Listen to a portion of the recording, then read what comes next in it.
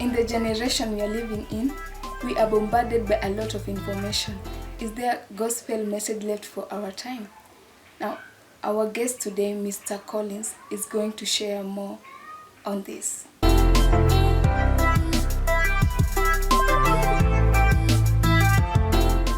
Yes, it is true that there is a gospel message for our time. This is found in the Bible, in the book of Revelation, chapter 14. The book of Revelation, chapter 14. And you may ask yourself, why are we retrieving this message, or rather, why are we saying that the message that is meant for our time today is found in the book of Revelation, chapter 14? Now, the context of Revelation chapter 14 is the context of the end times. The context of the end times. And this we can tell when we look at the position where it is in compared to the previous chapter and the current chapter. The previous chapter to Revelation chapter 14 is Revelation chapter 13. The chapter that comes after Revelation chapter 14 is Revelation chapter 15. Before we come to that, it's important to note one thing, that yes, we have a message for our time. We have a gospel message for our time. However, the Bible is very clear from the book of 2 Timothy. The book of 2 Timothy, chapter 3, verses 16. You will allow me to read 2 Timothy, chapter 2 Timothy chapter 3 verses 16 reads, "All scripture is given by inspiration of God, and is profitable for doctrine, for reproof, for correction, for instruction in righteousness, that the man of God may be perfect, thoroughly furnished unto all good works." So for any Christian who wants to be perfect and thoroughly furnished unto all good works, we need to have a thorough study of the entire Bible, right from the book of Genesis up to the book of Revelation. However, it's important to note, based on the book of 2 Peter, chapter 1, verses 12, "Wherefore I will not be negligent to put you always in remembrance of these things, though ye know them, and be established in the present truth." From the book of 2 Peter, chapter 1, verses 12, we are instructed to be established in the present truth. So from that concept, it's important to note that yes, if we want to be perfect and thoroughly furnished unto all good works, as Christians, we are supposed to study the entire scriptures. However, we should be established in the present truth. In the time of Noah, just before the flood, there was a present truth of that time. Just before Jesus came, God sent John the Baptist. He came with the present truth at that time. After the ascension of Jesus Christ in heaven, there was a present truth that the apostles of Jesus Christ proclaimed. There is also a present truth that we ought to proclaim at the time that we are living today. And like I've previously mentioned, that present truth is found in the book of Revelation, chapter 14. Now, I did mention that the context of the book of Revelation, chapter 14, is very important to note when you understand that it contains a message that is meant for our time. Chapter 14. And I looked, and lo, a Lamb stood on the Mount Sion, and with him 144,000, having his Father's name written in their foreheads. And I heard a voice from heaven, as the voice of many waters, and as the voice of a great thunder. And I heard the voice of harpers harping with their harps. And they sung, as it were, a new song before the throne, and before the 4 beasts, and the elders, and no man could learn that song but the 144,000 which were redeemed from the earth. These are they which were not defiled with women, for they are virgins. These are they which follow the Lamb whithersoever he goeth. These were redeemed from among men, being the first fruits unto God and to the Lamb. And in their mouth was found no guile, for they are without fault before the throne of God. And I saw another angel fly in the midst of heaven, having the everlasting gospel to preach unto them that dwell on the earth, and to every nation, and kindred, and tongue, and people, saying with a loud voice, Fear God, and give glory to him, for the hour of his judgment is come, and worship him that made heaven and earth, and the sea, and the fountains of water. And there followed another angel, saying, Babylon is fallen, that great city, because she made all nations drink of the wine of the wrath of her fornication. And the third angel followed them, saying with a loud voice, If any man worship the beast and his image, and receive his mark in his forehead or in his hand, the same shall drink of the wine of the wrath of God, which is poured out without mixture into the cup of his indignation, and he shall be tormented with fire and brimstone in the presence of the holy angels, and in the presence of the Lamb. And the smoke of their torment ascended up for ever and ever, and they have no rest day or night, who worship the beast and his image, and whosoever receiveth the mark of his name. Here is the patience of the saints. Here are they that keep the commandments of God, and the faith of Jesus. And I heard a voice from heaven saying unto me, Write, Blessed are the dead which die in the Lord from henceforth. Yea, saith the Spirit, that they may rest from their labors, and their works do follow them. And I looked, and behold a white cloud, and upon the cloud one sat like unto the Son of Man, having on his head a golden crown, and in his hand a sharp sickle. And another angel came out of the temple, crying with a loud voice to him that sat on the cloud, Thrust in thy sickle, and reap, for the time is come for thee to reap, for the harvest of the earth is ripe. And he that sat on the cloud thrust in his sickle on the earth, and the earth was reaped. And another angel came out of the temple which is in heaven, he also having a sharp sickle.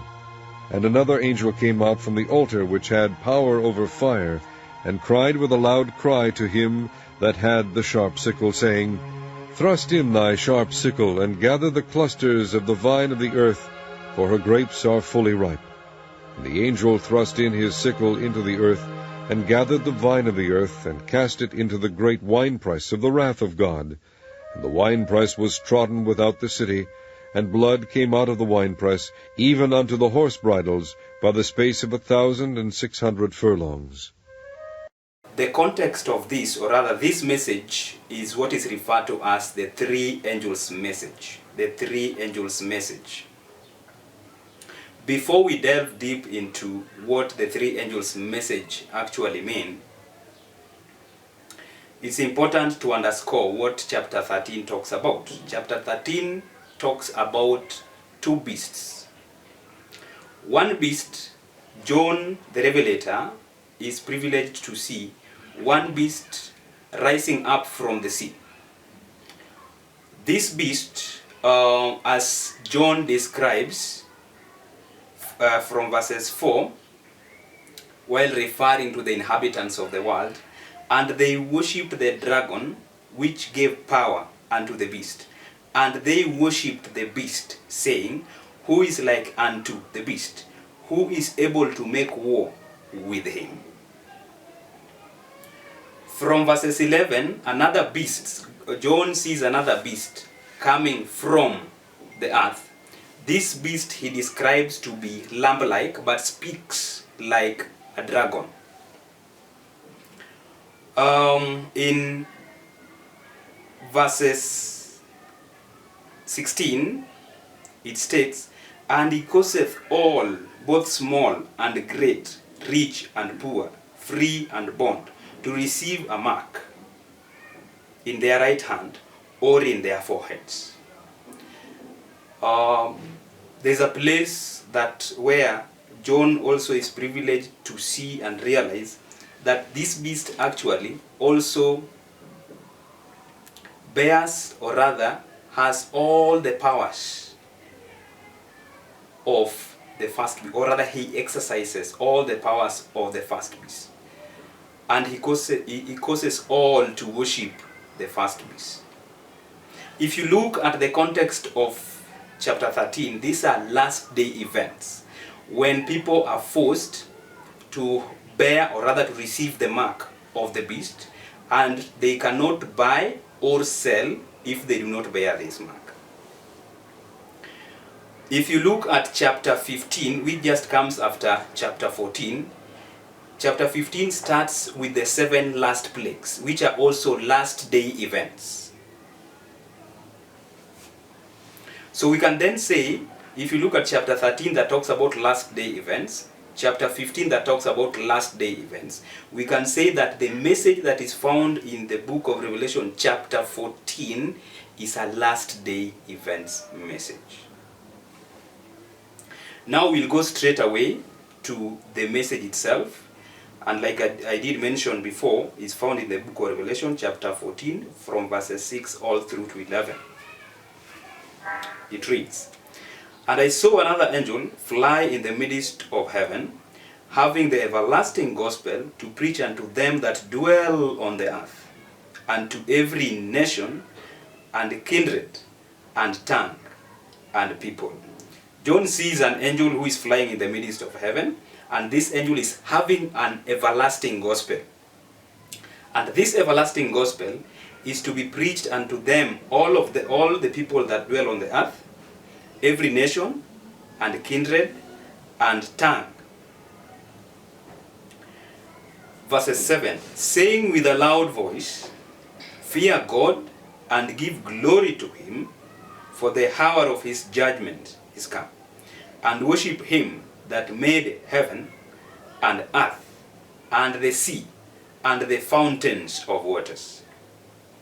And there followed another angel, saying, "Babylon is fallen, that great city, because she made all nations drink of the wine of the wrath of her fornication." And the third angel followed them, saying with a loud voice, "If any man worship the beast and his image, and receive his mark and in his forehead or in his hand, the same shall drink of the wine of the wrath of God, which is poured out with mixture unto the cup of his indignation. And he shall be tormented with fire and brimstone in the presence of the holy angels and in the presence of the Lamb. And the smoke of their torment ascendeth up forever and ever, and they have no rest day nor night, who worship the beast and his image, and whosoever receiveth the mark of his name." Now those are the three angel messages that, if you look at the context of where these messages are found in the Bible, this is an end time message, which is the message, or rather gospel message, that is meant for our time now. Now, one last thing that we need to underscore as we are concluding on this is that if you look at the third angel's message, it is actually a warning against receiving the mark of the beast, which we find in the book of Revelation chapter 13. After this warning, we are also told all those who receive this mark, they will be in danger of the wrath of God. And what is the wrath of God? The wrath of God we find in the book of Revelation chapter 15. Under the 7 last plagues. It therefore means that the third angel's message tries to connect chapter 13 of the book of Revelation and chapter 15 of the book of Revelation, further proving that the three angels' message is a message for our time. Now, Mr. Collins, before you continue, I heard you mention in the book of Revelation 14 Yes. that we are supposed to fear God. I didn't get it well. Will you mind telling us what does it mean to fear God? Yes, what does it mean to fear God? We'll get an answer from the scriptures. The book of, it should be the book of Proverbs. The book of Proverbs, chapter 16, verses 6 reads, "By mercy and truth iniquity is purged, and by the fear of the Lord men depart from evil." So the fear of the Lord, or rather the fear of God, actually means departing from evil. So this message is a message to the world to depart from evil, if at all we are to be safe in this generation that we are living in.